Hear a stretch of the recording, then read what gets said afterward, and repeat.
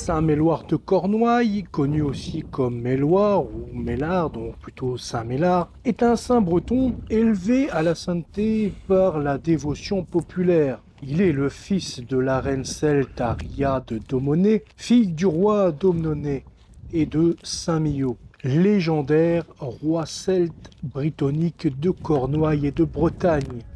Il est fêté le 1er octobre. En 531, alors que Mélard est âgé de 7 ans, son père est tué par son oncle Rivode. J'ai dit plus loin dans la vidéo que Saint-Mélard était tué par son père et son fils, mais en fait c'est par son oncle. Rivode finit par faire assassiner près de Lanmeur Saint-Mélard, où donc une partie de ses reliques fut gardée dans la crypte jusqu'aux invasions normandes. De Lanéanou à Lanmeur, le chemin porte le nom de chemin du martyr d'un jeune innocent. Et à cause de ce meurtre et de cette décapitation, eh bien, les Bretons ont élevé ce jeune prince au rang de Saint-Breton. Eh bien, salut à tous, j'espère que vous allez bien.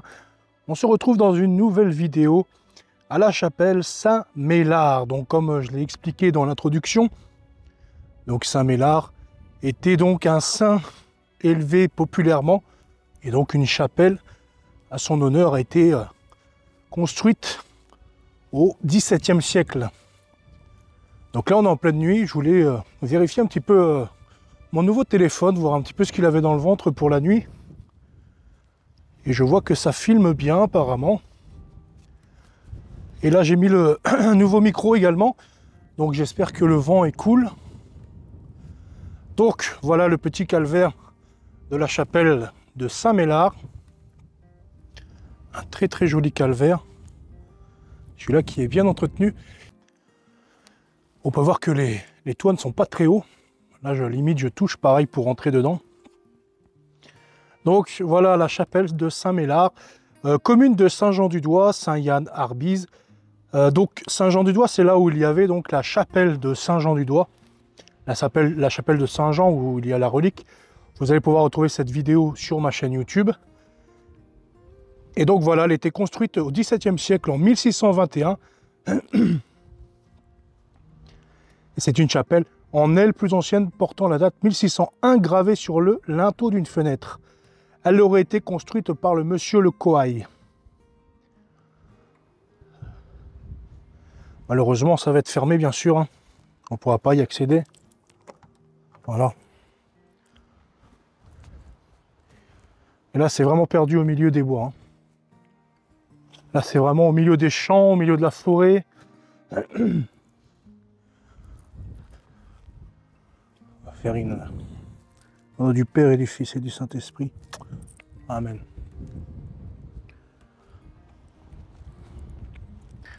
Là, ce soir, il y a beaucoup de vent en plus. Donc, ça va me permettre de voir chez moi la qualité de tout ça. La qualité du micro, la qualité de la caméra. Encore une porte. Porte qui est également fermée.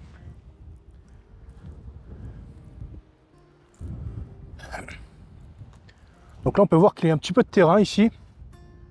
Je ne sais pas où est-ce que ça mène tout ça. Donc là à gauche il y a des champs. Et en bas il y a quelques constructions encore.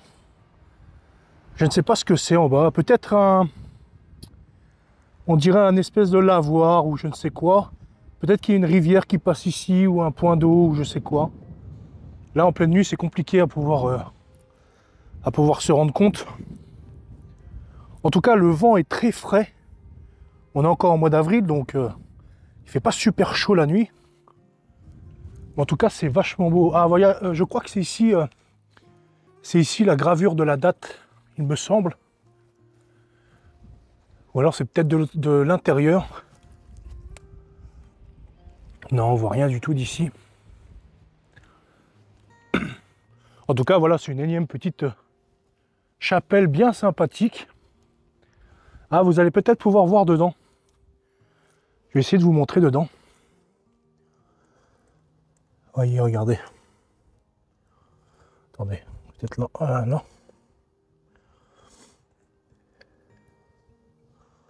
Je sais pas si vous allez bien voir. En tout cas, on peut voir un petit peu l'intérieur de dedans. C'est pas très très grand. Mais ça a l'air très joli, en tout cas très très sympathique. Là, le style avec la croix sur la poutre, qu'on peut voir souvent dans les chapelles ou dans les églises bretonnes, avec souvent la Passion du Christ, enfin le Christ en croix au-dessus sur la poutre, face à l'autel.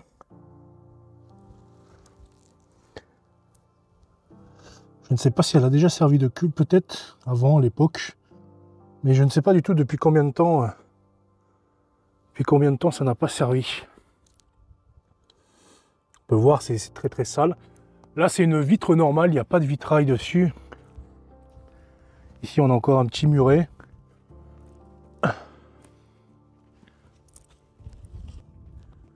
Voilà, ici, on a encore Saint-Méllard, avec quelques fleurs derrière. Saint-Méllard, priez pour nous. Je ne sais pas s'il est reconnu, Saint-Méllard. Je ne sais pas s'il est reconnu, Saint-Méllard, par l'Église catholique romaine. Je sais que localement, il est reconnu. Mais il va falloir que je me renseigne. Je vous mettrai peut-être un petit texte. Ah, vous voyez, c'est ici, donc là. La date. La date de la construction. La pierre date de 1601. Je ne sais pas si vous voyez très bien. En tout cas, c'est inscrit dessus 1601. Avec peut-être la très sainte Vierge Marie, je pense. L'enfant, par contre, je ne sais pas du tout qui c'est. Peut-être même une petite fille, je ne sais pas. Je ne saurais pas vous dire vraiment, j'ai pas beaucoup d'informations sur cette chapelle. À part juste le speech habituel pour la présenter, mais en dehors de ça, j'ai pas grand-chose. Apparemment, sa tête quand même serait... la tête de Saint-Méllard serait gardée dans la cathédrale de Quimper. Dans la cathédrale de Quimper. Et puis son corps aurait été enterré dans l'église de Lanmeur, qui se situe pas très loin non plus. Donc bon, je pense que peut-être qu'il y a une reconnaissance. Là, nous avons quelques petites pierres également ici. Voilà. Perdu au milieu d'énormes champs. Je vais essayer de vous faire une belle prise de vue sur cette petite chapelle, l'honneur de Saint-Méllard.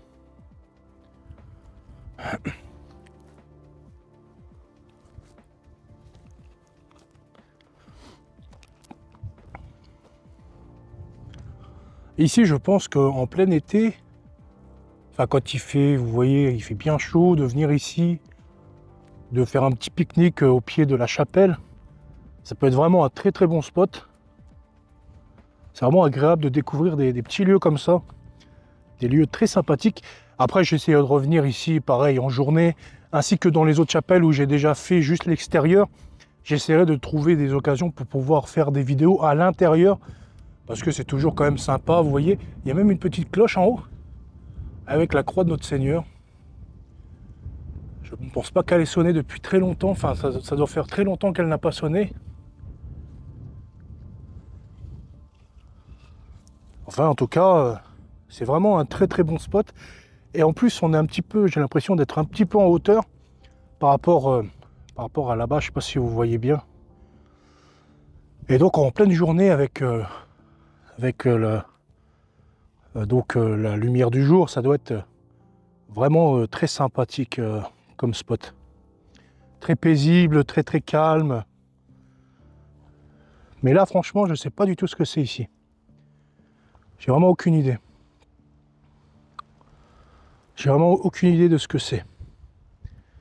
En tout cas, voilà, ça fait déjà 10 minutes qu'on est ici. Je ne vais pas trop m'attarder, hein, puisque étant donné qu'il fait nuit, on voit peut-être pas grand-chose. Donc j'ai ni le retour du son, ni le retour de la vidéo. Peut-être que cette vidéo ne sortira jamais, ou peut-être que oui, je ne sais pas. En tout cas, voilà pour les quelques images. Et vous étiez donc sur la chaîne de napolecateau.fr. J'espère que cette petite vidéo vous aura plu. Je vous souhaite une très bonne nuit, ou très bonne journée, ou très bonne soirée. À bientôt. Salut!